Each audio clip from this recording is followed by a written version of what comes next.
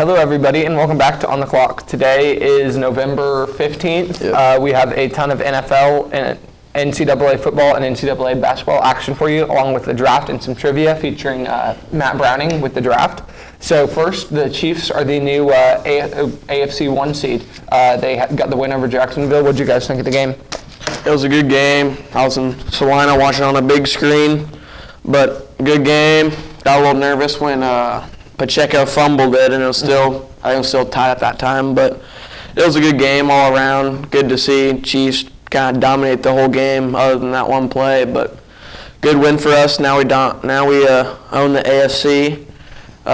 Bills lost to Minnesota. That was a thriller of a game. Overtime, yep. So good that they lost, kind of. So they have a tiebreaker on us. So if we lose a game, I think they're back in it, aren't they? Yeah. And so the Dolphins jumped from 6 all the way up to 2 with the Bills' loss. So you got Tyreek finding success over there, and Tua obviously balling out. And then Titans jump up from 4 to 3. Ravens fall from 3 to 4. The Jets stay steady at 5. Bills fall from 1 to 6, obviously. And then the last AFC East team, the Patriots, are the 7 seed.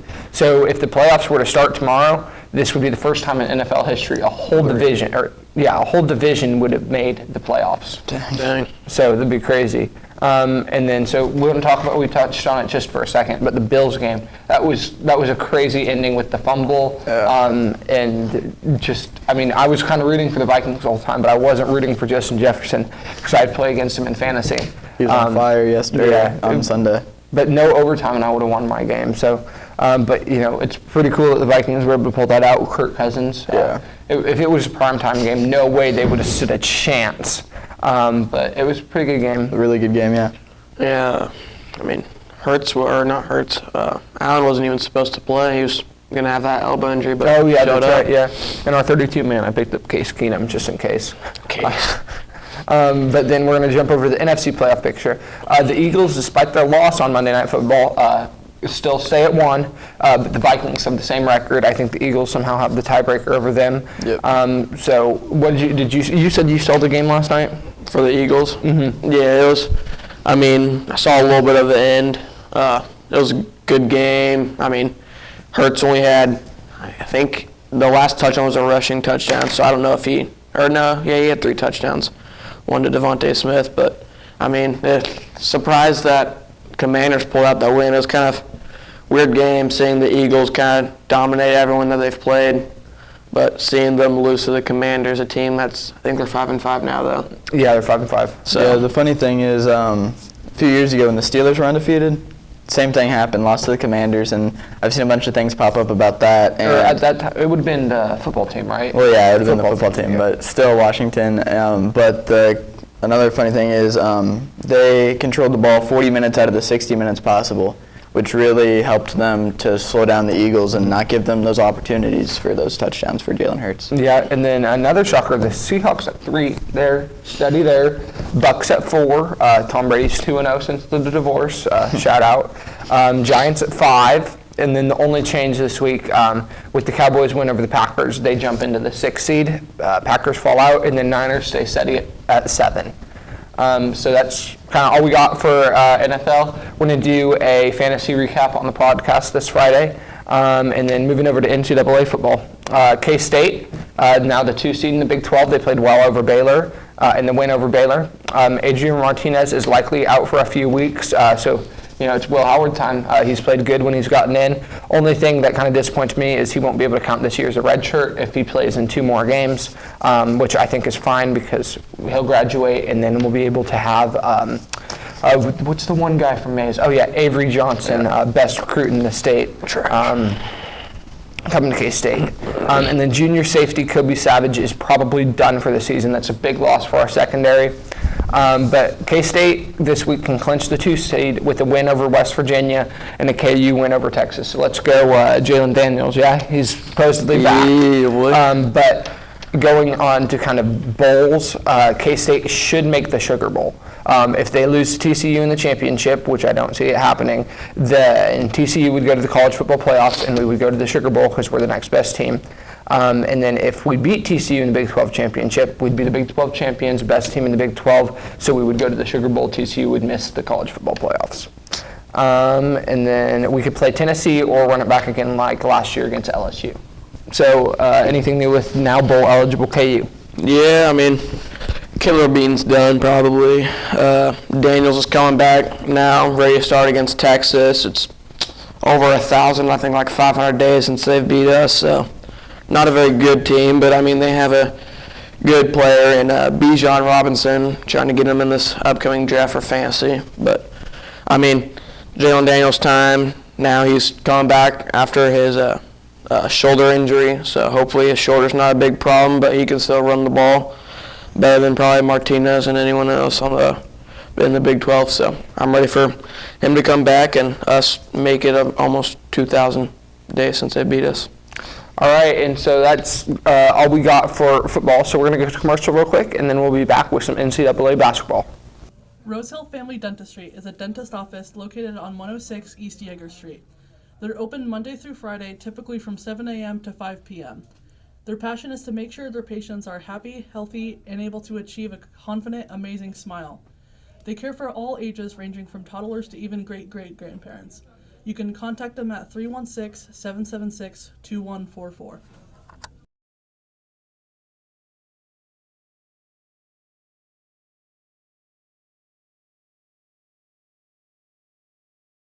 Hello, everybody, and welcome back. We're here with some NCAA action. Scotty, what happened to WSU this last week? Embarrassing loss for Wichita State. Started off 1-0, and then lost to Alcorn State the other day on Saturday. Not a game we needed to lose, knowing that we have Houston twice, Memphis twice. Needed these easy wins at the beginning of the year. But only bright side I think I can see from this is my boy Kenny Poto dropping 13 points, little 7-foot shooter. But other than that, ready to beat K-State. Not great, Dick. But talking to K-State, best team in the Big 12 in any sport. You can have crop judging, whatever. Best team out there. But we're 2-0. We beat Cal, and then we're looking to start our long win streak against UMKC this Thursday. So that'd put us at 3-0. Not much new, I think the less said, we're just better. Yeah, okay. Kansas basketball it's a 6-7 matchup against Duke. KU being 6, Duke being 7, and Indy. No Bill Self, right? No Bill Self. We don't need him. Oh wow, we'll take him. I mean, we need him either. I mean, he could probably do something. He'd probably bring out water or something. No, he could be quick for his age. We're 2-0, not 0-2. 2-0 right now, so I mean, we're playing Duke. It'll be a good game. Predicting Jalen Wilson have 30 plus, Grady Dick having maybe even 40 minutes, of course. But so other than that, it'll be a good game. Okay, we're gonna go to a Christmas movie draft right now. So welcome back. I know you weren't gone for a commercial or anything. We just had to talk about some stuff. So Jace, we're gonna have our Christmas movie draft. It's officially Christmas time, even though we haven't passed Thanksgiving. But in our hearts, the Christmas decorations are up. For our first snow last night. Yeah, we had snow last night. So with your first pick, who are you gonna take? I mean, I think if anyone was going number one, if anyone's having the first pick, it's Home Alone. Yeah, I think it's anywhere. I knew that was coming. So I'm Home Alone. I'm happy with the value I get here in Elf. Let's go on. I think I'm gonna take it. Before Browning might take it. It's kind of a classic, The Grinch. Oh, really good pick. I had it on top of the list. All right, Mr. Browning, who are you gonna take? How to Love the Guy in 10 Good Days. pick. Okay. Yeah. Okay. That's a good sleeper. Underrated. Okay, and then you got it coming back to you. You want to go again? The Notebook. Good pick. Okay. Okay. I wouldn't have gone it that early, but I think it's a safe pick. Yeah, that's more of a Christmas Day type movie, but okay, that's fine. All right, Scotty. I think this next one I'm gonna take Polar Express. I feel like this type of year, I mean, Polar Express, childhood movie. We all love Every like kindergarten, first grade party. Yeah, you had hot chocolate. You had like this big a piece of pizza, just watching Polar Express. Okay, I'm gonna take another kind of comedy, Christmas comedy, and Christmas Vacation. Oh, nice one. Thank you. So my pick here, The Elf's Gone. I mean, I'm gonna go a Christmas Carol. Oh yeah, we watched that one in 7th grade like 8 times. Yep. Yeah, we read the whole thing. I haven't read really since then. Kind of ruined reading for me. And the next one, another, I feel like good pick, but the Christmas Chronicle. Okay. Okay, yeah. That one didn't quite make my list because I think this one's just a classic and is a little bit better than that. I'm going to take A Christmas Story. Ralphie's going to shoot his eye out. Okay.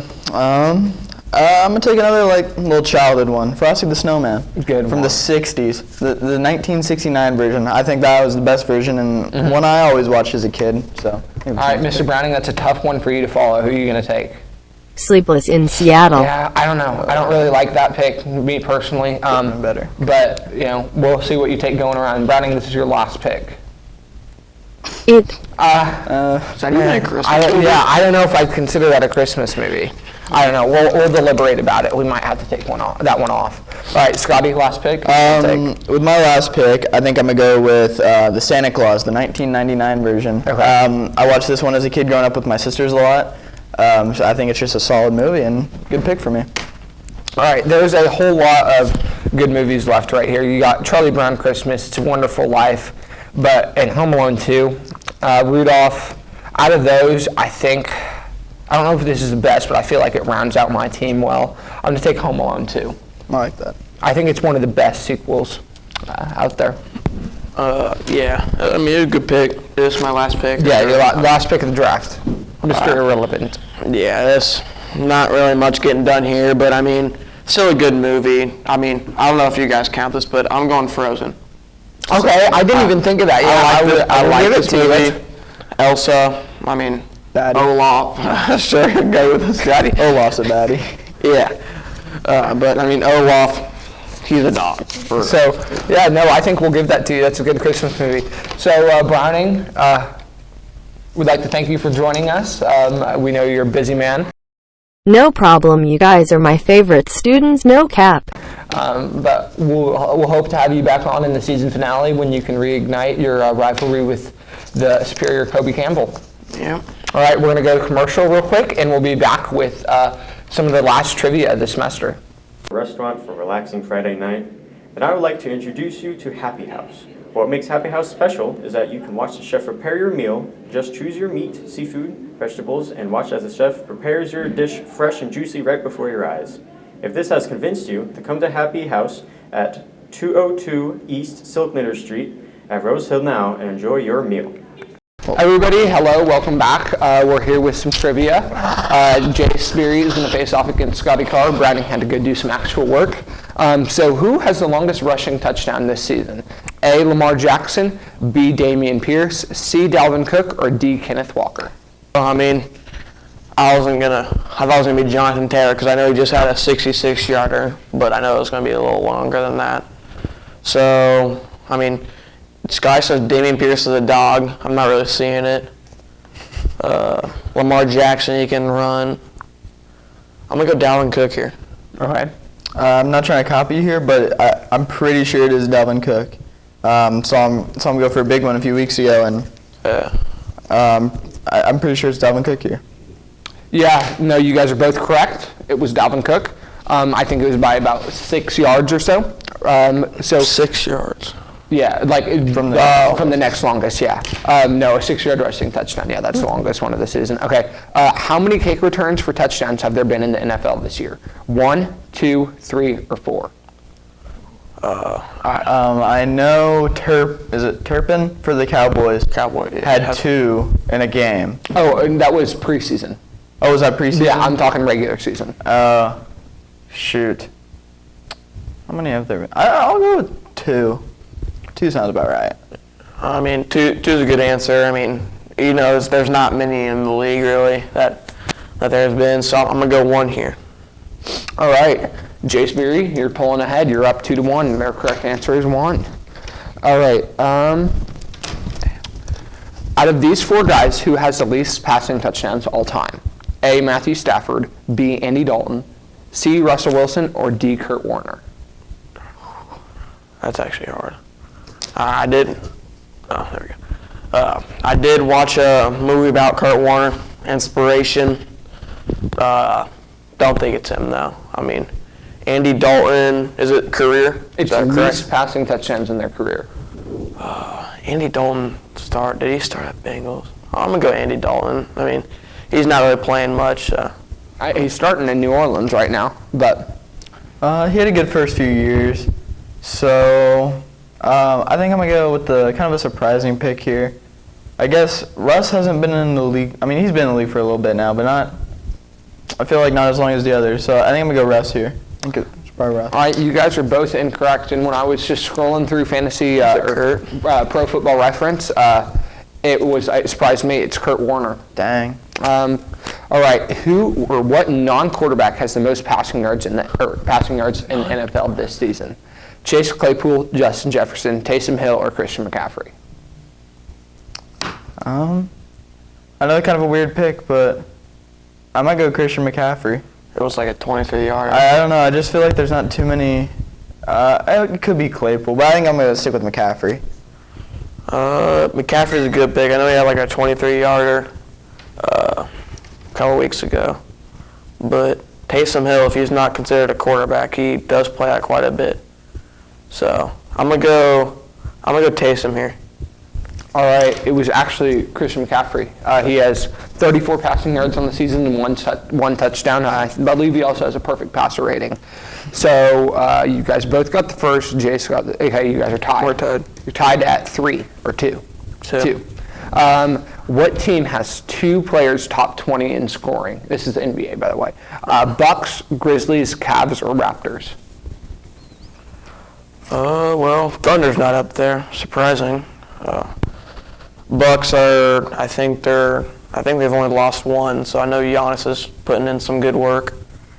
Your Raptors team do anything? Oh, they're killing it right now. 8-7, pretty good. Not trash. I'm gonna go Bucks here. Well, I'm gonna take into account the guy asking us questions is a big fan of this team, and he has 2 players. One just dropped 51 the past game. They lost, but he dropped 51. Garland. I'm just go with the Cavs. I'm gonna go with the Cavs here. Nope, both wrong. So, nope, it was the Grizzlies. Oh, who wasn't the Grizzlies just scoring? John who? Who was it? I think it's Desmond Bain. Oh, shoot. So I do have a tiebreaker ready since the score's 2-2. Can you name one of the other 2 teams that have 2 players in the top 20 in scoring? So who's going first? One of the top 2 players in Or scoring. 2 of the top. It's the same question. There are 2 more teams. Okay. So name one of the 2 teams that have 2 players in the top 20 in scoring. 2 players. So we'll alternate until someone gets it. Let's go Warriors. Nope.